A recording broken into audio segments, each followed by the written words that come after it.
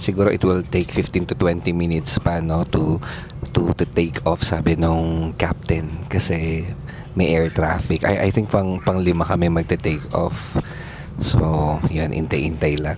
Medyo mahina lang yung boses ko, kaya gumamit ako ng mic. May katabi ako dito, pero ayaw daw niya magpakita. Foreigner, pero nagtatagalog.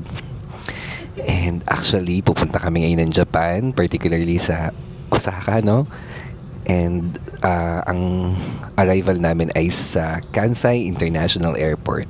To be honest, sobrang biglaan itong travel na to for me, pero sa kanya hindi. So yung nagplano nito, hindi biglaan sa kanya. Siya na yung pinag-asikaso ko ng mga itinerary namin. So wala akong idea, to be honest, sa mga kung saan kami pupunta. Pero what I'm looking forward to ay yung pagkain ng ramen, ng sushi. Yan, yung food trip sa di ba doon ng sushi? Ayun, so food trip ang gusto ko talagang i-experience sa Japan. So, hinayaan ko niya siya sa itinerary kung saan siya pupunta. Tsaka backpack lang yung dala ko. Hindi ako nagdala ng extra luggage. Kaya, convenient on my part. Yun nga lang, kailangan maglaba kung sakali.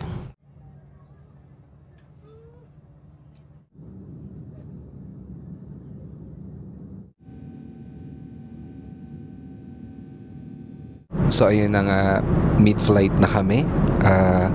Parang 4:30 na, no? 2:30 kami umalis ng NAIA Terminal 3. And 2 hours na rin nakakalipas. And yung 1 hour doon, naidlip ako. Kaya, ayun, masarap sa pakiramdam kahit 1 oras lang. And ayun, pagkagising medyo nagutom. Kaya nag-order lang ng konting snacks dito sa flight. Order ako ng noodles at saka tinapay, pantawid gutom lang, no, kasi hanggang gabi na kami dito sa flight.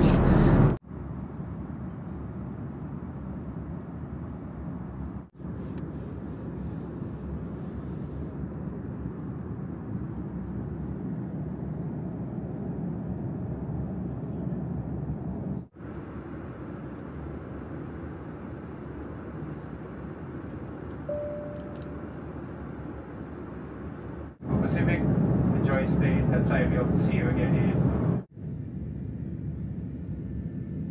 We just arrived at Kansai International Airport dito sa Osaka, Japan.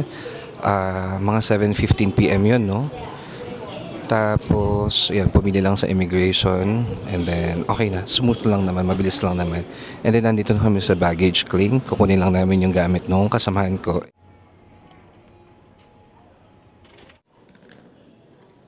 One hour ahead ang Japan sa Philippines, no? So, kung dumating kami ng mga 7:15 PM dito, so mga 6:15 yon sa atin sa Pilipinas. So, ano lang, hindi naman big difference, 1 oras. So, wala naman pa jet lag to after. Tapos, yung weather nila currently nasa 21 degrees Celsius lang. So, hindi naman malamig. Kaya lang na 1 layer ng t-shirt. So, kumbaga, hindi ka papawisan masyado. We're just looking for the Wi-Fi provider or yung kiosk. Ano na yun, bayad na yun. So, i-claim lang namin yung Wi-Fi unit and we're good to use it. Mag-take na kami ng train going to the hotel. Then, update later.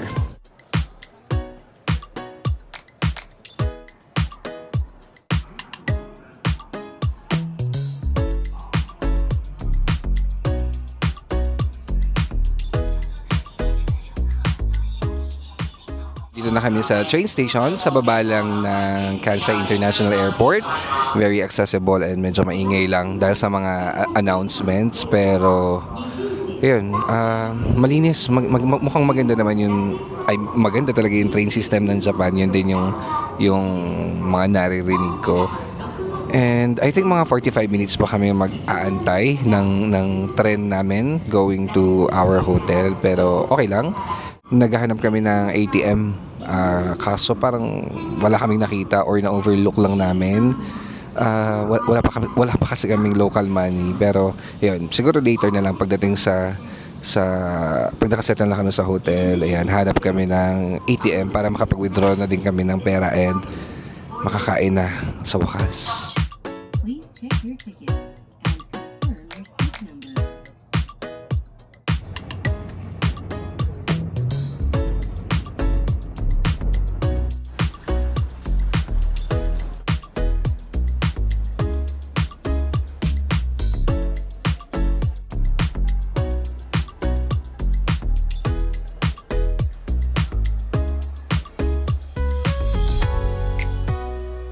finally nakapag-settle na kami dito sa Airbnb. Dito sa area ng Shinsaibashi. Yun nga lang, medyo inulan. Wala pa kaming payong. So, nabasa. Talagang sinugod namin ng ulan. Buti na namin 7-Eleven malapit. Huminto kami doon. Bubili na kami ng payong. And doon na din kami nag-dinner. Pero, I mean, initially, dapat magdi-dinner kami sa Japanese authentic restaurant. Mag-ramen, sushi, ganyan. Kasi sobrang nilulook forward ko talaga yun. Sobrang ginutom talaga ako. Parang 11:25 PM na kami nakauwi. Kaya sobrang gutom. Imagine, syempre, umalis kami ng Maynila after lunch lang. Tapos, inabot kami ng sobrang gabi sa labas. Pero masaya naman. Tapos, nauwi kami sa 7-Eleven. Doon kami nag-dinner. Super late dinner. Na-enjoy ko, in fairness, hindi ko alam kung dahil sa gutom lang or na-enjoy ko talaga. Parang meron silang mga packed meal, tapos iinitin lang.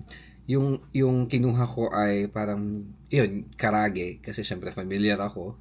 At saka, merong parang clam soup. Ay, sobrang sarap. Or siguro nga gutom lang din ako, pero nasarapan naman ako. And then, meron akong binili na ganito, parang siyang salad, parang, macaroni, parang, macaroni salad, pero iba yung ano niya, yung shape niya. Sakto lang to. Saktuhan lang yung lasa. Pero yung chicken karage, rice, tsaka yung clam na soup, sarap.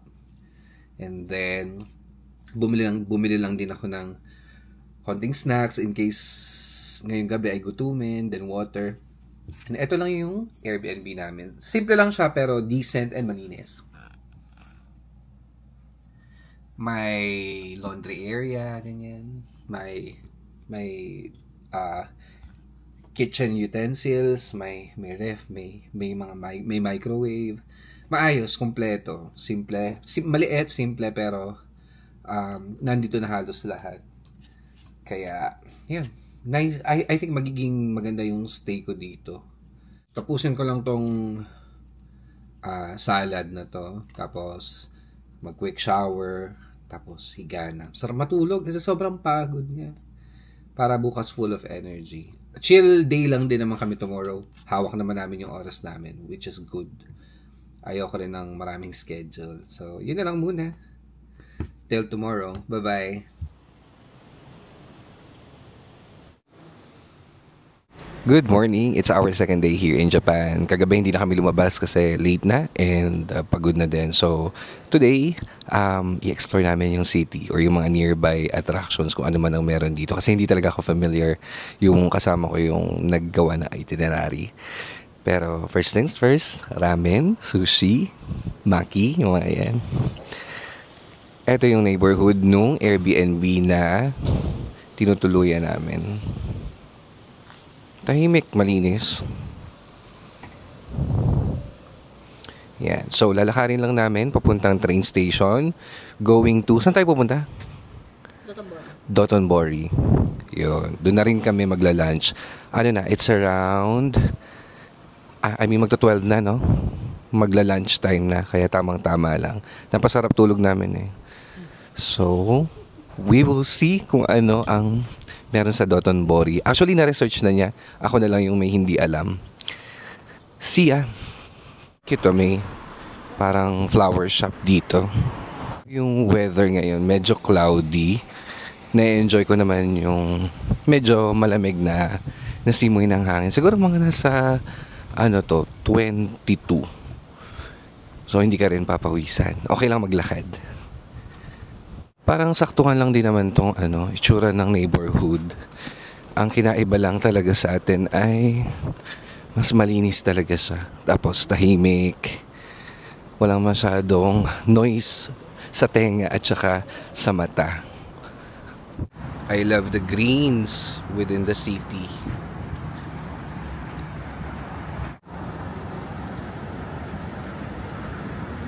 Bumibili lang kami ng IC card para makapag subway ba? Metro dito sa city. All day pass yan. Parang MRT card, gano'n. Thank you. We're waiting for the train going to Shinseibashi.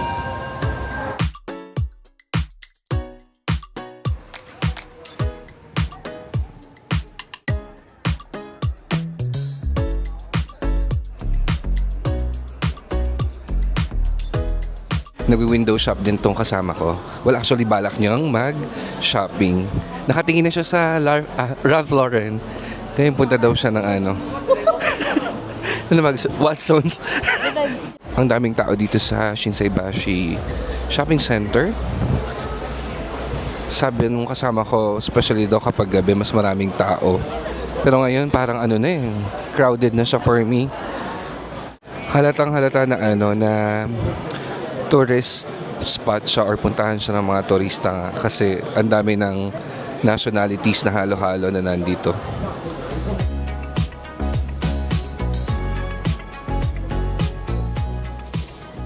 Nakakita na kami ng ramen restaurant na kakainan. Ito. Wow. Bakit parang mukhang maanghang? Ay hindi, mukhang namang may iba.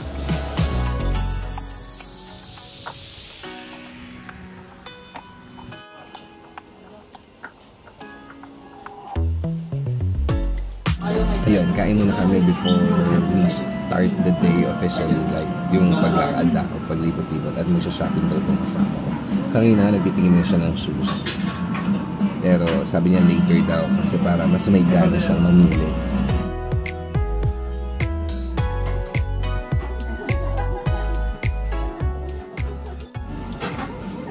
Grabe, ang sarap ng ramen.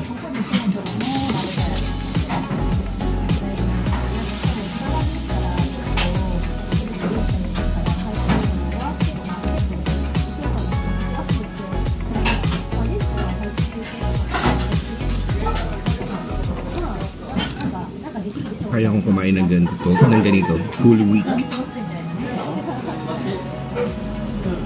Hindi ako ma-chopsticks kasi hindi ako magaling gumamit.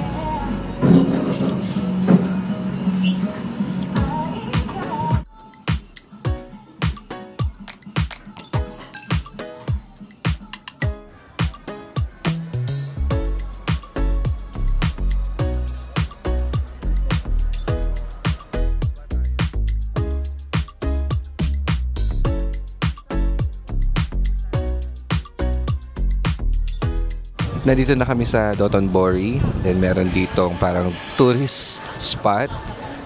Then background itong Siglico. Daming tao. Iba-ibang lahi nagpapapicture.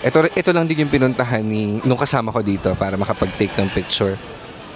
And then may river.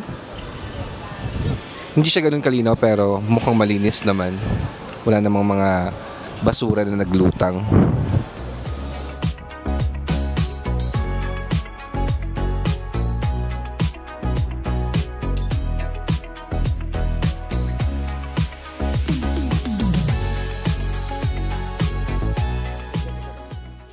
Nag-check kami ng mga pre-loved items dito sa para mga luxury brands siya na store.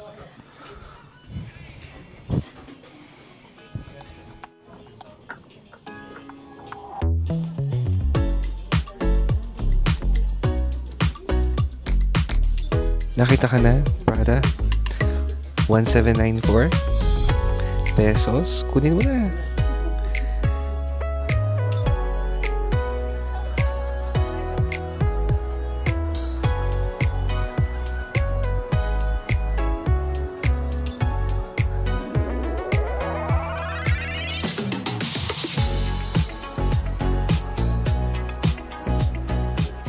Nahanap lang kami ng Uniqlo kasi magsha-shopping daw tong kasama ko. Malapit na ba tayo? Grabe, sobrang crowded. Tingnan nyo. Hindi mahulog ang karayom, no? Sobrang daming turista. Ang dami ko rin nakikitang mga Pinoy. Para kung wala sa sa Japan. Kahit saan may nagtatagalog.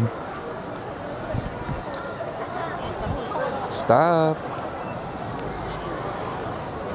So how do you find Japan? The maps. I found it.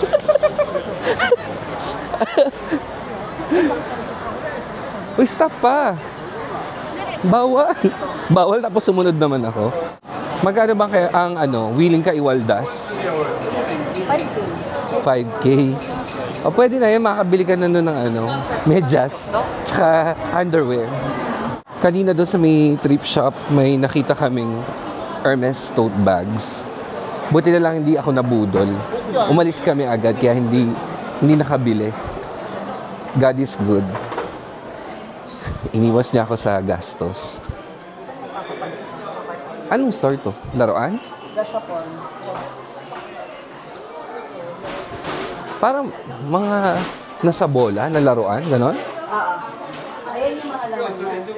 Kinder Joy. Anong tawag? Tommy? Gashapon.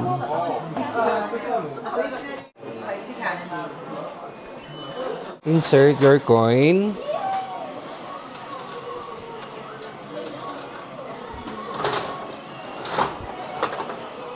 Ano pag tinwist, lalabas na? Matik may makukuha? Wow. So, titingnan natin kami na. Anong laman yan? Ang tagal. Baka ano yan? MK bag. MK wallet.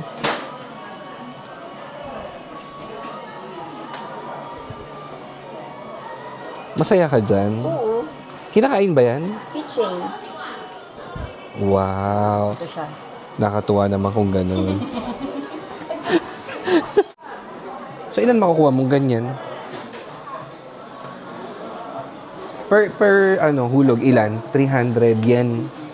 300 yen per hulog. Tapos, sure na may makukuha ka. Nandito lang kami sa GU, Uniqlo. Nag-check lang ng damit yung kasama ko, pero ako hindi na.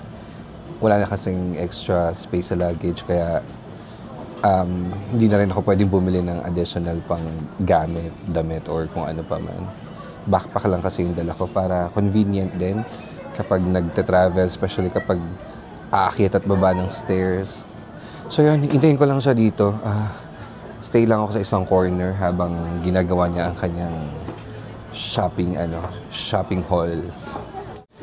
Nakakailan ka na ba? Wow. Ayoko, tinatabad na akong bumili. Wala naman akong paglalagyan. May upuan kaya dito? 700 lang. Naka-sale? Hindi, yun talaga ang presyo mo. Di ba mahal yun? Mura.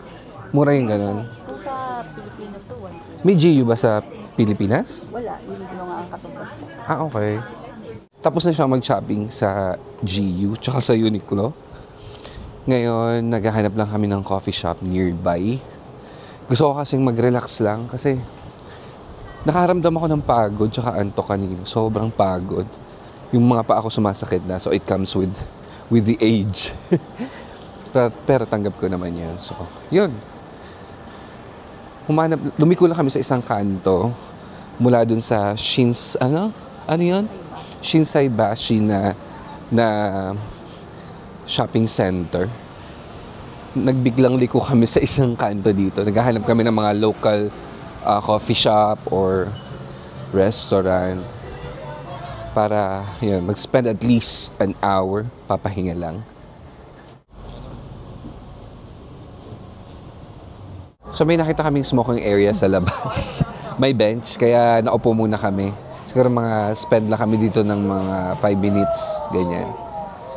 Tapos, ang cute nung takoyaki restaurant sa harap. Pakita ko sa inyo. Kaya lang close na siya. Actually, pwede sana to. Pasok siya sa gusto kong kainan sana. However, yun nga, close na. Look. Oh. Cute, di ba?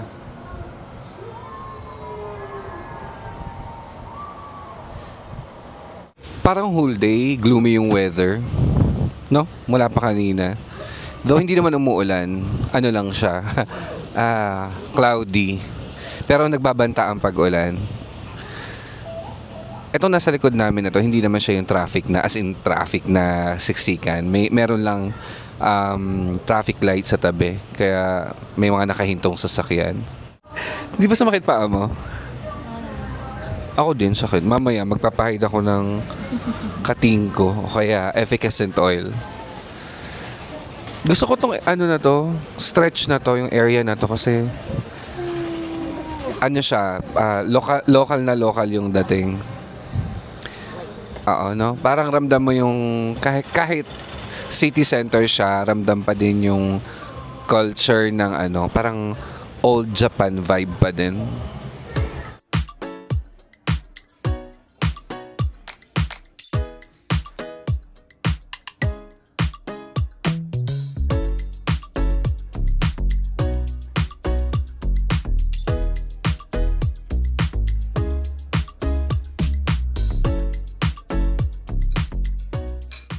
Dumaan lang ako dito sa 7-Eleven to grab something to eat kasi ano na, dinner na pero hindi pa talaga ako nagugutom kasi ang dami nung serving ng ramen kanina, ang dami rin nung sabaw, tapos naubos ko yun lahat and nag-coffee, nag-cake, kaya very full pa ang aking tiyan, kaya grab lang muna ako ng something to eat para mamaya may microwave naman sa Airbnb. So, pwede ko siyang initin doon. Ito na yung dinner ko. Pero, it's gonna be a late dinner na for me. Marami namang options dito, no? May mga packed meals, may rice, may noodles, may mga egg, may salad. Yan. Marami. And, so far yung natikman ko kagabi, good quality naman kahit galing siyang 7-Eleven. So, nakauwi na nga kami ng accommodation. Nakabili na din kami ng dinner. Pahinga lang, tapos ligo, and then kain na din ng dinner. So, I think that's it for my first Osaka video. So, part 1 to, no? Mag-upload ulit ako ng iba pang videos sa iba pa naming destinations. And tomorrow, maaga din yung call time namin, no? May tour kami tomorrow. Kaya, maaga rin kaming matutulog. So, that's it muna for today. Bye-bye.